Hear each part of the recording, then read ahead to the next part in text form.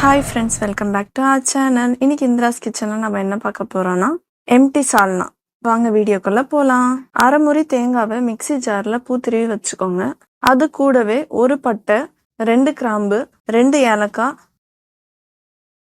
1 spoon சீரகம், 2 spoon சோம்பு,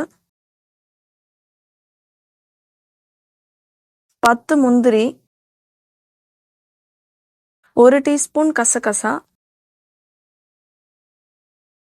தேவையான அளவு தண்ணி ஆட் பண்ணி இதை அரைச்சி எடுத்து வச்சுக்கோங்க.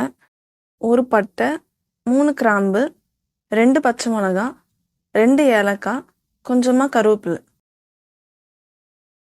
ஒரு பெரிய சைஸ் தக்காளியை நீட்டமாக கட் பண்ணிக்கோங்க. ஒரு மீடியம் சைஸ் வெங்காயத்தை நீட்டமாக கட் பண்ணி எடுத்து வச்சுக்கோங்க. பேன் வச்சுட்டு 1 டேபிள் ஸ்பூன் எண்ணெய் ஆட் பண்ணிக்கோங்க. எண்ணெய் ஹீட் ஆன அப்புறமா 3 கிராம்பு, 2 ஏலக்காய், 1 பட்டை, 1 டீஸ்பூன் சோம்பு ஆட் பண்ணிக்கோங்க. எடுத்து வச்ச பச்சை மிளகாவை நீட்டமாக கட் பண்ணி இதில் ஆட் பண்ணிக்கோங்க. 1 டேபிள் ஸ்பூன் அளவுக்கு இஞ்சி பூண்டு விழுது ரெடி பண்ணிக்கோங்க. 1 டேபிள் ஸ்பூன் இஞ்சி பூண்டு பேஸ்ட்டு இதில் ஆட் பண்ணிக்கோங்க. கொஞ்சமாக கருவேப்பிலை எடுத்து வச்சிடணும், அதை இதில் ஆட் பண்ணிக்கோங்க.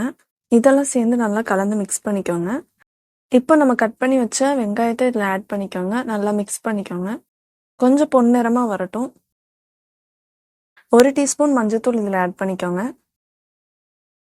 1 டேபிள் ஸ்பூன் தனியாத்தூள் ஆட் பண்ணிக்கோங்க.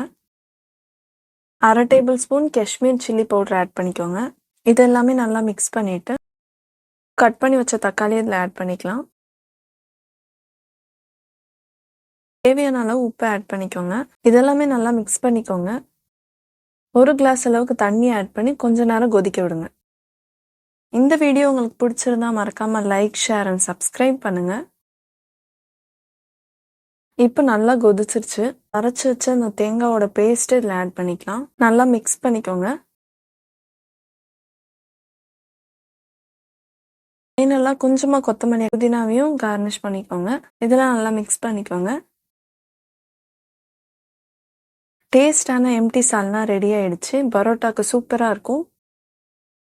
நீங்களும் ட்ரை பண்ணி பாருங்கள். நெக்ஸ்ட் வீடியோவில் பார்க்கலாம்.